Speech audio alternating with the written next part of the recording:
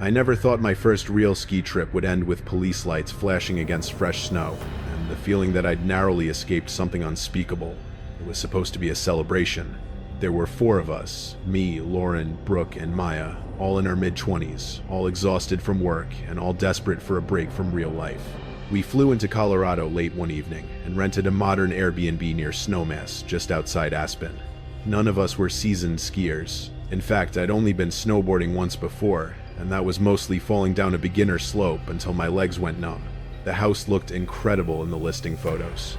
It was a sleek A-frame style cabin with floor-to-ceiling windows and a massive deck overlooking the mountains. But that beauty came with a downside. Once the sun went down, those windows turned the house into a glass box. Outside was nothing but pitch-black forest. Inside, every light made us visible. We arrived close to midnight. Snow was still falling lightly, the kind that muffles sound and makes everything feel unreal. The moment we dropped our bags, Lauren, the bold thrill-seeking one, suggested the hot tub. "It's freezing," she said, already digging out her swimsuit. "That's literally the best time to use it." Brooke, who was always cautious, hesitated.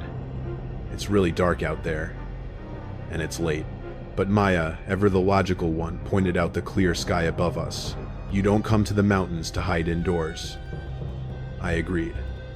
I wanted this trip to feel like an adventure. We stepped out onto the deck, steam rolling off the hot tub as snowflakes dissolved into the water. For a while, everything was perfect. We laughed, passed around a bottle of wine, and talked about the runs we'd try in the morning.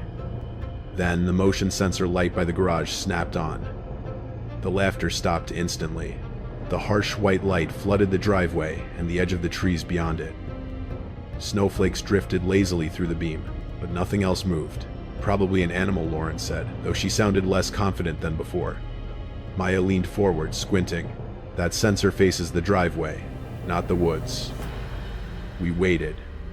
30 seconds passed. A full minute. Nothing. Just as the light clicked off, plunging everything back into darkness, a wave of unease washed over me. That instinctive feeling, the one you can't explain, that someone is watching you. "I'm getting out," Brooke said quickly, already reaching for her towel. None of us argued. We locked the sliding door behind us and pulled the curtains closed. I slept downstairs in a guest room, the kind with a large window facing the backyard. At some point in the night, I woke up. I wasn't sure why at first. Then I heard it. Crunch. The sound was unmistakable. A heavy boot stepping down into packed snow. The footsteps were slow and deliberate. They were close, too close. I lay there, frozen, heart pounding so hard I thought it would wake the others. The steps stopped directly outside my window. I held my breath, staring into the darkness, imagining a face inches from the glass. After what felt like forever, the sound faded. I convinced myself it was snow sliding off the roof. I had to believe that. Eventually, exhaustion pulled me back under. Morning erased the fear. Sunlight poured through the windows, and the mountains looked harmless again. We joked about being paranoid and headed to the resort. By early afternoon, confidence replaced caution. While Lauren and Maya tackled harder runs, Brooke and I stayed on the easier slopes. Eventually, I decided to try a tree run, a glade trail cutting through the woods. "I'll meet you at the lift," I told Brooke. The moment I entered the trees, everything went quiet. No chatter. No lifts. Just the soft hiss of snow beneath my board. It was peaceful until I caught an edge and slammed into deep powder off the trail. I was stuck. Snow up to my chest. I unstrapped, struggling to pull myself free. That's when I noticed him. About 50 yards uphill, standing perfectly still between the trees, was a man. He wasn't skiing. He wasn't moving. He wore an all-white snowsuit, the kind designed to blend in completely. The only visible contrast was the black goggles covering his face. I waved. "Hey, I'm stuck." He didn't respond. He didn't even shift his weight. Something about the way he stood, rigid, deliberate, sent ice through my veins. This wasn't someone resting. This was someone watching. Panic gave me strength. I dragged myself back onto the trail, clipped in, and rode down far faster than I should have. I didn't stop until I reached the crowded base. When I told the others, Lauren tried to laugh it off. "Maybe ski patrol." "He didn't have skis," I said. "He was just standing there." Maya's expression darkened. I saw someone like that earlier, near the dumpsters, just watching cars. We left early. The drive back to the Airbnb was silent. When we pulled in, something was wrong. The curtains were closed. I didn't close them, Brooke whispered. Neither did any of us. The front door unlocked easily. Inside, the air smelled wrong, damp, metallic. Muddy boot prints led from the deck into the living room. Then came a thud from upstairs. Heavy footsteps followed. That's when we ran. We didn't stop running until we were inside the car. I remember slipping on the icy porch, my knee slamming hard against the wood, but I barely felt it. Brooke was crying, openly sobs tearing out of her chest as she fumbled with the passenger door. Lauren dropped her board in the snow, abandoning it completely. I dove into the driver's seat, hands shaking so badly I dropped the keys once, before finally getting them into the ignition. The engine roared to life. At that exact moment, I looked back at the house. In the upstairs bedroom window, the one Lauren and Maya were using, the curtain moved. Just slightly, like someone pinching the fabric between two fingers, pulling it aside enough to watch us leave. I didn't scream. I couldn't. My throat had locked up completely. I slammed the car into reverse and fishtailed down the driveway, not stopping until we hit the main road. We drove until the trees thinned out and fluorescent lights buzzed overhead, a gas station off the highway glowing like a sanctuary. We sat there in silence, the car still running, our breath fogging the windows. Then Lauren called 911. She tried to sound calm, but her voice cracked as soon as she explained someone had broken into our rental and was still inside. The dispatcher told us to stay put. We refused to go back alone. 2 sheriff's deputies met us at the gas station and followed us up the mountain. Seeing the red and blue lights cutting through the snow should have made me feel safe. It didn't. The front door of the Airbnb was still open when we arrived, swaying slightly in the wind. The deputies went in, first guns drawn. We stayed locked inside the car, watching their flashlights sweep through the windows.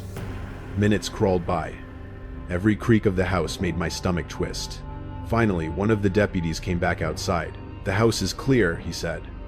His expression was tight. "But you need to come see something." Inside, the cold hit us immediately. Snow had blown into the entryway. The deputy led us to the back deck door. The lock was destroyed. Not forced, melted. "Blowtorch," the deputy explained. Quiet entry. Then he took us upstairs. The master bedroom closet door was open. Inside, tucked behind hanging clothes, was a small sleeping bag. Empty energy bar wrappers. Handwritten notes scattered across the floor like trash. "He's been staying here," the deputy said.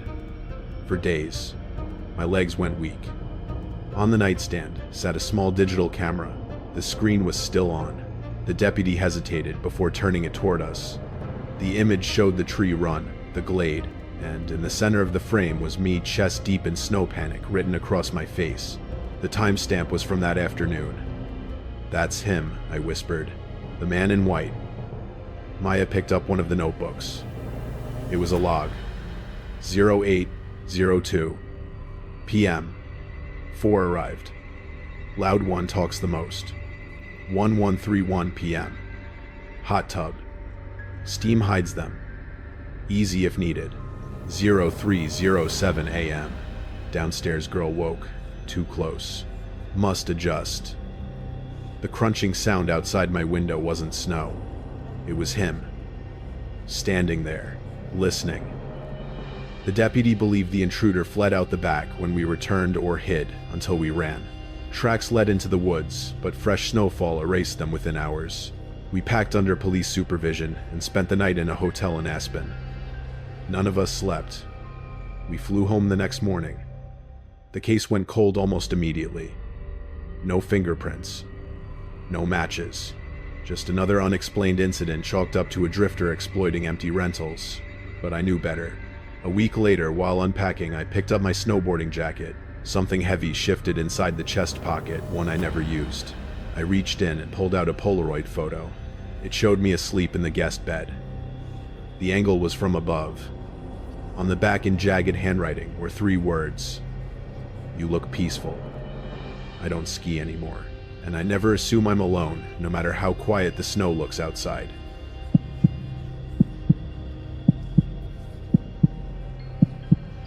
I've been a ski instructor for 7 years at a resort in Vermont. I know the mountain like the back of my hand. I know the noises the lifts make when they're struggling against the wind. I know where the ice patches form around 2:00 p.m., and I know exactly where people get lost. Usually when someone gets lost, it's because they ducked a rope. They see a closed sign and think it implies closed for everyone except me. Last February, on a Tuesday, the resort was dead. It was bitter cold, maybe 5 below zero, and the wind chill was pushing -20. The lifts were scheduled to close early at 3:30 p.m. due to the dropping temperatures. I was doing a final sweep of Widow's Peak, a double black diamond run on the far north face of the mountain. My job was simple: ski down, check for stragglers and radio, and that the run was clear so patrol could shut it down for the night. The sun was already dipping below the horizon, casting that flat gray light that makes depth perception impossible. I was about halfway down when I saw fresh tracks cutting off the main trail and heading into the Narrows. The Narrows is an old logging path that hasn't been a sanctioned trail since the 90s. It's marked with skull and crossbones, signs, and heavy orange rope. It's a death trap, steep, filled with hidden rocks, and ends in a ravine that requires a winch to get out of. The tracks went right under the orange rope. "Base, this is Unit 4, I radioed my voice, muffled by my scarf. "I've got a poacher heading into the Narrows. Following them in to extract. Over. Copy, Unit 4. Be careful, it's getting dark fast. Don't go too deep without backup." I sighed, adjusted my goggles, and ducked the rope. The woods in the Narrows are dense. The trees are old growth, thick, and clustered so tightly together that they block out the wind, creating a heavy, suffocating silence. The ski tracks ahead of me were erratic. Whoever this was, they weren't an expert. They were sliding, chopping sideways, and crashing into snowbanks. "Ski patrol," I yelled out. "If you can hear me, stay put." No answer. Just the sound of my own skis cutting through the crusty snow. I followed the tracks for about 10 minutes. The path wound deeper into the valley, away from the resort lights. The twilight was fading into true night. I was starting to get annoyed. This idiot was going to make me miss dinner. Then the tracks stopped. They didn't stop at a person. They just stopped. I skied up to the end of the trail. There was a depression in the snow where someone had clearly fallen. There was a glove, a bright red mitten lying in the powder, but there were no tracks leading away. No footprints. No ski lines. It looked like someone had fallen and then vanished into the sky. I looked up into the trees, thinking maybe the snow had unloaded and covered the tracks, but the canopy was thick and undisturbed. "Hello," I called out the silence, swallowing my voice instantly. That's when I heard the whistling. It came from further down the ravine, where the terrain dropped off into a rocky creek bed. It was a cheerful, upbeat tune. "Whistle while you work."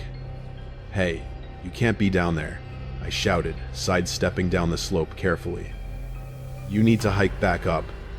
The whistling stopped. "Help me," a voice whimpered. It sounded like a child. Maybe a young boy. My annoyance instantly turned to dread. "A kid, out here, I'm coming," I yelled. "Keep talking to me." I unclicked my skis. It was too steep and rocky to ride. I threw them over my shoulder and hiked down toward the creek bed. The snow was waist deep here. Every step was a struggle. "Where are you?" I called out. "Here. Hurt." The voice drifted up from behind a massive boulder sitting in the creek. I scrambled down the last few feet, sweating despite the freezing cold. I rounded the boulder, my flashlight beam cutting across the snow. There was nobody there. There was no boy. There were no tracks. The snow around the boulder was smooth, unbroken, pristine white powder. "Is this a joke?" I muttered, spinning around. "If you're hiding, come out now." Then, the radio on my shoulder crackled to life. It was static at first, then the voice of my boss, Mike. "Unit 4, what's your status? Sun is down." "I'm in the creek bed at the bottom of the Narrows," I replied, pressing the button. I heard a kid. I found a glove, but I can't find him." There was a long pause. "Unit 4, Mike's voice came back, but it sounded different. Tenser. Get out of there. Now." "Mike, I heard a kid screaming for help. I can't just leave." "Listen to me," Mike said, his voice breaking up. "We just checked the lift logs. No one has scanned onto the North Face lift since 1:00 p.m., and nobody has been reported missing. There are no kids on the mountain." I followed tracks, Mike. I have a red mitten in my hand. Unit 4, look at the mitten. I looked down at the red glove I had shoved into my pocket. I pulled it out and shone my light on it. It wasn't a modern ski glove. It was made of boiled wool, stiff and frozen. It looked like something from 50 years ago, and it was covered in a dark, rust-colored stain that looked suspiciously like old dried blood. Get out, Mike ordered. We are sending a snowcat to the top of the ridge. Hike up. Do not go further down. I turned to start the hike back up the steep incline. That's when the whistling started again. But it wasn't coming from the creek bed anymore. It was coming from directly above me, up in the trees. I shined my flashlight up into the branches of the massive pine tree looming over me. 10 feet up, wedged in the crook of 2 large branches, was a pair of skis. Old wooden skis. And hanging upside down from the branch, staring right at me with wide frostbitten eyes, was a face. But it wasn't a child. It was a man, his skin gray and leathery, his mouth twisted into an impossible stretched grin. And he wasn't whistling with his mouth. The sound was coming from a slit in his throat. I didn't scream. My voice was trapped somewhere deep in my chest, frozen by the sheer impossibility of what I was looking at. The figure hung upside down, swaying slightly in the wind, its face a mask of gray preserved death. But the eyes were wide open, milky and glazed, yet focused intently on me. And the whistling, it wasn't coming from lips. It was a hollow, reedy sound, like wind blowing across the top of a glass bottle, vibrating through that jagged tear in the throat. Then the branches above the hanging figure rustled. Not from the wind. Something heavy shifted in the darkness of the canopy above the corpse. Instinct overrode fear. I didn't think. I just moved. I scrambled backward, falling onto my backside in the deep snow, and began to crab walk frantically away from the tree. Mike, I screamed into the radio, not caring about protocol. There's a body, there's someone else here, static. Then, a sharp crack echoed through the ravine. It sounded like a gunshot, but I knew that sound. It was a ski boot slamming against a rock. I turned and threw myself at the slope. The incline was brutal, a 45-degree wall of powder and ice. I dug my boots in, clawing at the snow with my hands, my fingernails tearing against hidden roots. I left my skis behind. They were useless in this deep powder uphill. Behind me, the whistling stopped. It was replaced by a sound that was infinitely worse. It was the sound of someone moving with purpose, someone comfortable in this terrain. "I can see you," a voice rasped. It wasn't the child's voice anymore. It was deep, guttural, and wet. "You have my mitten." I didn't look back. I pumped my legs until my quads burned like fire. The air was so cold it felt like I was inhaling glass shards. I grabbed a sapling and hauled myself up a ledge, my breath coming in ragged gasps. I was halfway up the ravine wall. I glanced down just for a fraction of a second. The flashlight beam from my dropped skis was still shining up into the tree, illuminating the hanging corpse. But on the ground, illuminated by the peripheral glow, a second figure was climbing after me. He was moving on all fours like a spider, wearing tattered white clothing that blended with the snow. He wasn't using tools. He was digging his gloved fingers directly into the ice. He was fast, much faster than me. I scrambled higher, reaching the tree line where the groomed trail began. I could see the yellow strobe lights of the snowcat reflecting off the trees at the top of the ridge. "Help down here!" I bellowed, waving my arms. The figure behind me was close. I could hear his breathing heavy, rattling wheezes. I felt a hand brush my boot, fingers grasping at my heel. I kicked out blindly, my heavy plastic ski boot connecting with something solid. There was a grunt of pain and the sound of a body sliding backward down the icy slope. I lunged for the top of the ridge, clawing over the lip of the ravine. The headlights of the snowcat blinded me. Mike was there jumping out of the cab, his face pale. "Grab my hand," he yelled. He hauled me up onto the flat-groomed snow. I collapsed, retching my lungs, seizing from the cold and the exertion. "Get in the cat, now, Mike," shouted, shoving me toward the cabin. He looked over the edge of the ravine, shining a high-powered spotlight down into the darkness. He held it there for a moment, his body tense, his hand resting on the flare gun clipped to his belt. "Did you see him?" I choked out as we slammed the heavy metal door of the snowcat, locking it. Mike didn't answer immediately. He put the machine in gear and floored it, the treads churning up snow as we sped away from the Narrows. "I saw tracks," Mike said, finally, his voice shaking. "I saw handprints in the snow." human handprints, but no boots. He was barefoot. We didn't stop until we reached the main lodge at the base. The police were called. A search and rescue team was assembled, heavily armed this time. They went back to the Narrows an hour later. They found the wooden skis. They found the rope in the tree, but the hanging body was gone. They found my skis where I had dropped them, and leading away from the ravine, heading deep into the state wilderness where no trails existed, were two sets of tracks. One set of footprints and one set of drag marks, as if someone had been dragging a heavy body through the snow. The police concluded it was a poacher or a homeless man living in the woods, likely mentally unstable. They closed the investigation after a week, when a blizzard wiped out any further trace. But here's the part that made me quit my job. The mitten. I still had it in my pocket when I got to the lodge. I gave it to the police, but before I did, I looked at the tag inside. It was an old fading label. Property of T. Miller. I looked it up later. Tommy Miller was a 10-year-old boy who went missing at the resort in 1984. He had vanished on a clear day, allegedly skiing into the woods. They never found him. The voice I heard in the ravine. The child's voice asking for help.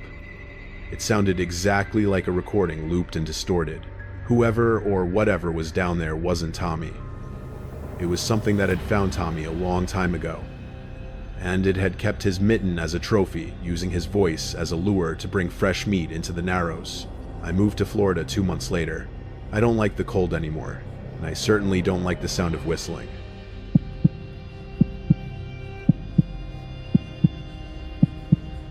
When you ski long enough, resorts stop feeling magical. They start to feel fake. Like amusement parks carved into mountains, overpriced food lift lines packed with tourists, people stopping in the middle of runs just to take photos. After a while, you stop craving comfort. You crave silence, isolation, mountains that don't feel touched. That was the reason I agreed to the trip.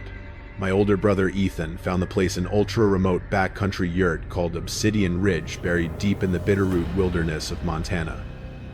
No roads, no nearby towns. 4 miles in on skis with nearly 2,000 feet of elevation gain. It was supposed to be perfect. Ethan was the type who lived for things like this. Confident to the point of arrogance. Skilled. Reckless.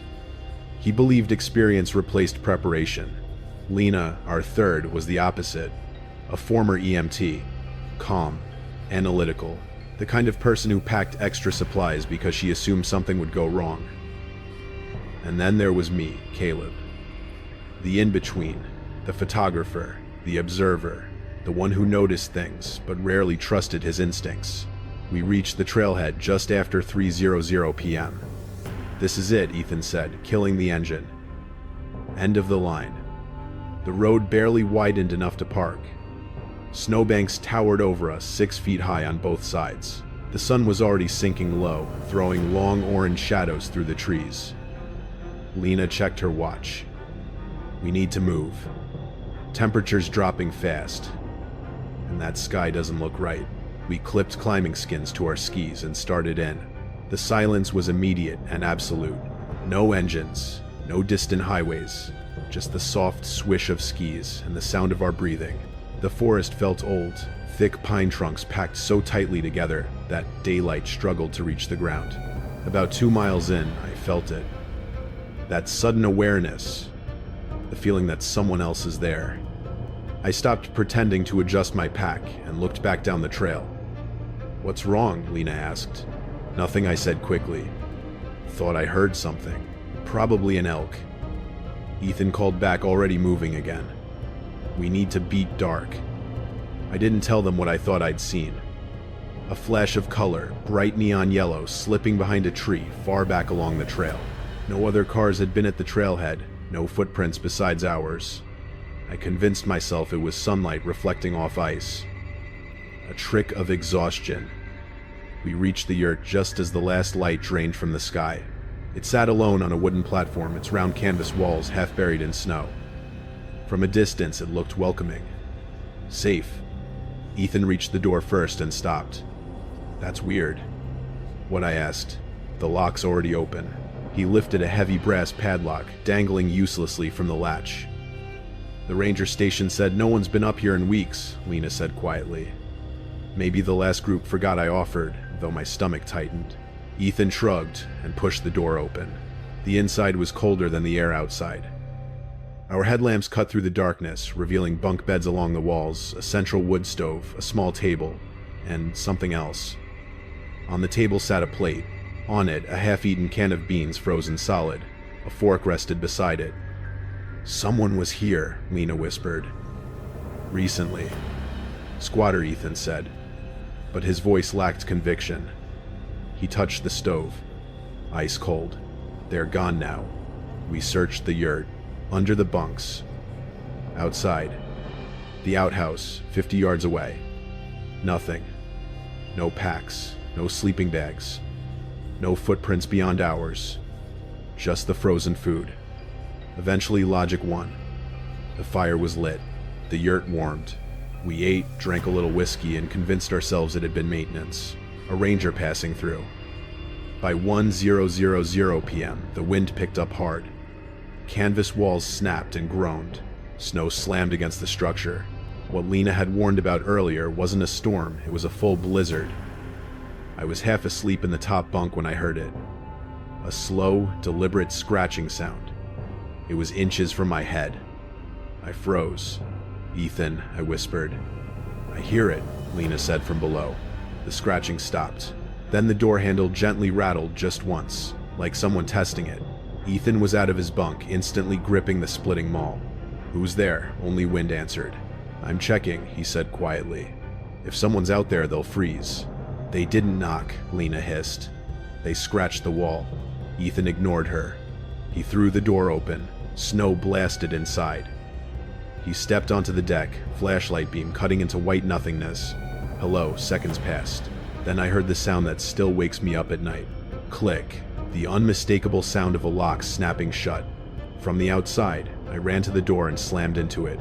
It wouldn't move. "They locked us in," I screamed. Lena wiped frost from the small window and looked out. "Oh my God." "What?" "The flashlight," she whispered. "It's on the deck. And there are boots next to it. 2 pairs." She started crying. "One pair is Ethan's, and his feet." Her voice broke. "His feet aren't touching the ground." The light went out. And then the scratching started again, this time from the roof. The scratching on the roof wasn't random. It had weight to it, purpose. Whatever was up there wasn't panicking or slipping in the storm. It was moving slowly, deliberately, like it knew exactly where to put its hands and knees. The sound traveled in a slow circle above us, following the curve of the yurt, directly over the stove. Then came the smell. Smoke thick and bitter. "They're blocking the chimney," Lena said, her voice tight but focused. Training kicking in. "Caleb, we're going to suffocate if we don't stop the fire." I grabbed the kettle and dumped the boiling water into the stove. The hiss was violent. Steam exploded upward, mixing with smoke, turning the air into a choking fog. The fire died instantly, and with it the only warmth we had. The temperature inside dropped fast. "We have to get out," Lena said. "Now." She pulled out her folding knife and ran to the back wall. The canvas was thick, reinforced, meant to keep animals out. She stabbed and sawed frantically as the wind screamed outside. The cut opened just enough. Freezing air blasted in, clearing the smoke but stealing our breath. We didn't hesitate. We dove through the opening, tumbling into waist-deep snow behind the yurt. The blizzard swallowed us immediately. Visibility dropped to nothing. Wind howled so loud I couldn't hear my own thoughts. "Trees!" I shouted, grabbing Lena's sleeve. "We need cover." We crawled toward the dark mass of forest hands, numb, lungs burning. We had no skis, no packs, no food, just the clothes on our backs and one knife. We reached the trees and collapsed behind a massive pine shaking uncontrollably. "That jacket," Lena whispered. "The yellow one you mentioned earlier. I think it's him." I looked back toward the yurt. Through the snow, I saw the faint glow of the flashlight Ethan had dropped earlier, still shining on the deck. And above it, a figure, tall, standing on the roof. The neon yellow wasn't a jacket. It was scraps, road signs, caution tape stitched and wrapped around a dark, filthy coat. In his hands was something long and metallic, a ski pole, with a hunting knife lashed to the end. "He sees the hole," I said. "We can't stay." Lena hesitated. "Ethan, he's gone," I said. I hated myself for how sure I sounded. "If we go back, we die." We moved downhill, slipping and crashing through trees, branches, cutting our faces. The mountain didn't care. It punished every step. After 20 minutes, we reached a ravine. "I'll go first," I said. I slid down, barely controlling myself, and slammed into a frozen creek bed below. "Clear," I yelled. Lena followed. Halfway down, she screamed. Not fear. Pain. She hit hard, clutching her knee. I heard it pop, she gasped. "I can't stand." My stomach dropped. 4 miles from the truck, a blizzard, and something hunting us. I hauled her up anyway. "Lean on me." We made it maybe 100 yards. Then we saw the tracks. Deep drag marks in the snow. Not ours. Lena froze. "Caleb." She pointed. In a small clearing tied upright to a sapling was Ethan, stripped to his thermals. Skin blue. Head hanging. Ethan. Lena screamed. His head snapped up. His eyes were wide, too wide, empty of everything except terror. "Run," he whispered. "He's hunting." "We're getting you out," I said, already moving. "No," Ethan shouted suddenly. "It's a trap." The arrow hit him square in the chest. Silent. Precise. Ethan gasped once and went limp. I looked up. On the ridge above us stood the neon figure compound bow, raised calmly like this was practice. "Go!" I screamed at Lena. "I can't," she cried. "Leave me. I didn't choose." My body did.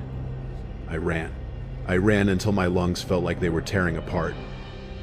I ran through branches, over rocks, down slopes I couldn't see. I heard Lena scream my name once, then another scream shorter. Then nothing. The sun was rising when I reached the trailhead.